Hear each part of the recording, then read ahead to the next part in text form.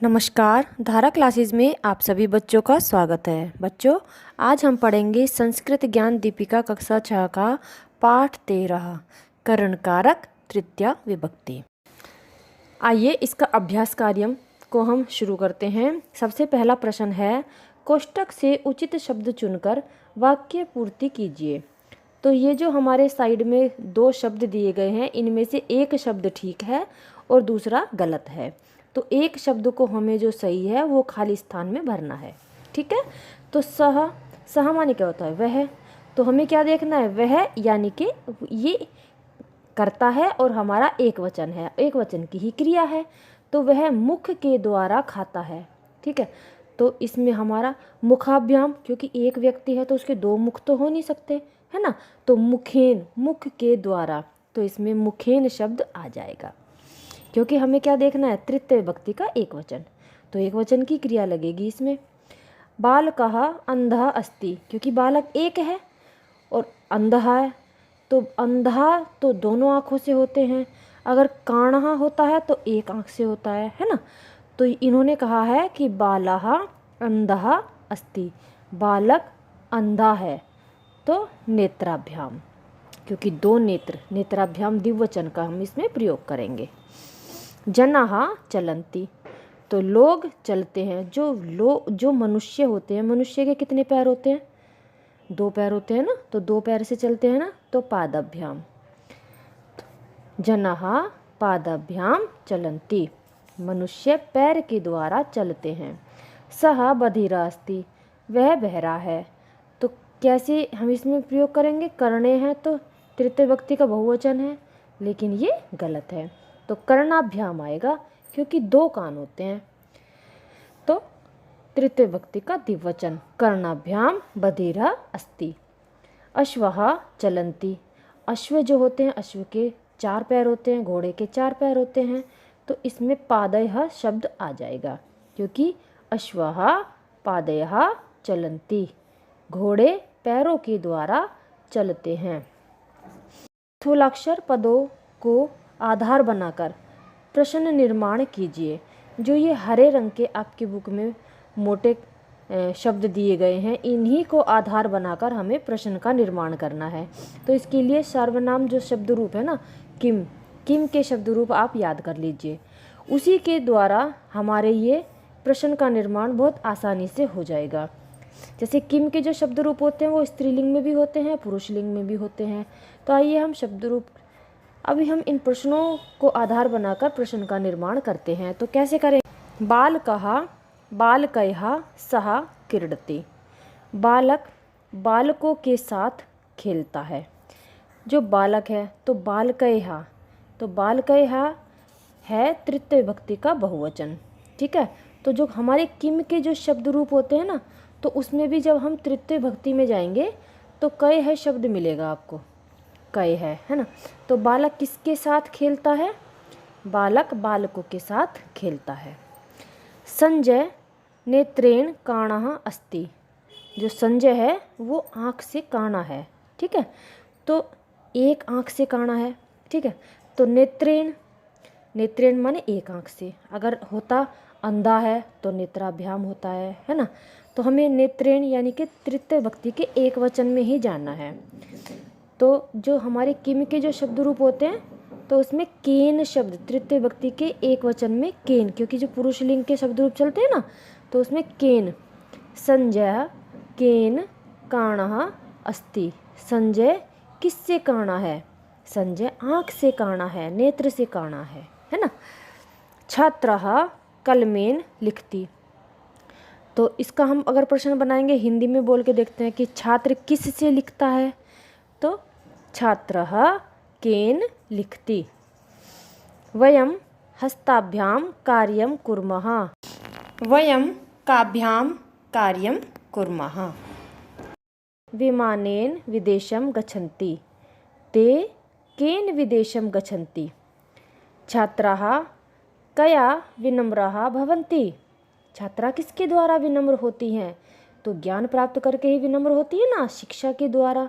तो शिक्षया, शिक्षया शब्द आ रहा है, तो इसमें शिक्षया के स्थान पर हम क्या लिख देंगे? कया, किसके द्वारा। अब आगे का प्रश्न है, शुद्ध पर राइट का चिन्ह लगाना है। ठीक है, तो ये जो ब्रैकेट में बीच में जो दो शब्द दिए गए हैं इनमें से एक ठीक है। तो नराहा, जो मनुष्य होते हैं, मनुष्य के कितने पैर होते हैं? 2। ठीक है, यदि कोई विकलांग है तो हमें एक पादेन, है ना, पादेन खंजः अस्ति, सा पादेन खंजः अस्ति, वह पैर से लंगड़ा है, ऐसे हम वाक्य बना देते हैं। लेकिन इसमें क्या है? नराहा चलंती, मनुष्य चलते हैं, किसके द्वारा? पादाभ्याम, पैरों के द्वारा। चित्रा जिग्रति, चित्रा सूंघती है, तो किसके द्वारा सूंघती है? नासिकया, नासिका के द्वारा। तो हमें एक वचन का प्रयोग करना है क्योंकि नाक तो एक होती है ना। याचकः अंधः अस्ति, भिखारी आँखों से अंधा है, तो नेत्राभ्याम, क्योंकि नेत्रेण तृतीय व्यक्ति का एक वचन है और नेत्राभ्याम तृतीय व्यक्ति का द्विवचन है, तो हमें क्या लगाना है? द्विवचन, क्योंकि 2 आँखों से अंधा है ना, दोनों ही आँखें नहीं है जब तो अंधा है वो। पुत्रः सह गच्छति, पुत्र साथ जाता है, किसके साथ जाता है? जनकेन, तो इसमें जनकेन आ जाएगा क्योंकि जनकेन तृतीय व्यक्ति का एक वचन है और जनकस्य षष्ठी विभक्ति का एक वचन है, तो ये बिल्कुल गलत है। तो इसमें शब्द आ जाएगा जनकेन। पुत्रः जनकेन सह गच्छति। सह भारम नयति, वह भार को उठाता है, ले जाता है, किससे ले जाता है? हस्ताभ्याम, हाथ के 2 हाथों के द्वारा, अपने दोनों हाथों के द्वारा भार को ले जाता है। जो हमने पाठ पढ़ा था, संस्कृत का हिंदी में अनुवाद बनाया था, उसी में से हम इन प्रश्नों के उत्तर लिखेंगे। ठीक है, और हमें एक शब्द में लिखना है, यानी कि ये हमारे एक पदेन उत्तरत हैं। कायाः केन विभाति, काया यानी कि शरीर किससे सुशोभित होता है? तो इसका उत्तर होगा परोपकारेण, परोपकार के द्वारा। गजः कयः चलति, हाथी किसके द्वारा चलते हैं? चरणैः, देखो चरणैः तृतीय व्यक्ति का बहुवचन वाला शब्द है ना। जैसे चरणेन एक वचन, चरणाभ्याम द्विवचन, चरणैः बहुवचन, क्योंकि हाथी के कितने पैर होते हैं? 4, तो बहुवचन आ रहा है शब्द हमारा, तो चरणैः। नरा नराः कया जिग्रन्ति, मनुष्य किसके द्वारा सूंघते हैं? नासिकया। वृद्धः केन चलति, बूढ़ा व्यक्ति किसके द्वारा चलता है? दंडेन, डंडे के द्वारा। अब है अगला प्रश्न, निम्नलिखित रिक्त स्थान मंजूषा से शब्द चुनकर भरिए। अब ये नीचे जो आपको शब्द दिए गए हैं ना, नेत्राभ्याम, कलमेन, मुखेन, नासिकया, जनकेन, इन शब्दों को आपको एक एक शब्द को लेकर सही खाली स्थान में भरना है। जैसे बालिका मुखेन खादति, बालिका मुख के द्वारा खाती है। ठीक है, तो भिक्षुकः अंधः अस्ति, भिक्षुक अंधा है, तो किसके द्वारा अंधा है? तो इसमें से हमारा नेत्राभ्याम शब्द आ जाएगा। नराः पुष्पाणि जिग्रन्ति, मनुष्य फूलों को सूंघता है, तो फूलों को जो सूंघता है वो किसके द्वारा सूंघता है? नाक के द्वारा सूंघता है ना, तो इसमें नासिकया शब्द आ जाएगा। छात्रः कलमेन लिखति, छात्र लिखता है, छात्रः लिखति, तो छात्र लिख रहा है, तो छात्र जो लिखेगा किसके द्वारा लिखेगा? कलम के द्वारा, है ना, तो कलमेन।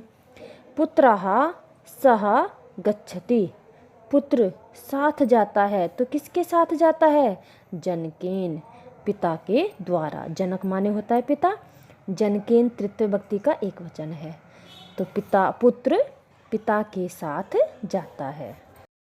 अब है हमारा निम्न शब्दों में तृतीय व्यक्ति के रूप लिखिए। तो आपको प्रथमा द्वितीय व्यक्ति समझ में आ गई होगी। अब तृतीय व्यक्ति के शब्द रूप कैसे चलते हैं? जैसे राम के ही ले लो, रामेण, रामाभ्याम, रामैः। तो जैसे अकारांत के शब्द रूप चलते हैं, ऐसे ही पुत्र, अश्व, पुष्प, पाद के भी ऐसे ही चलते हैं।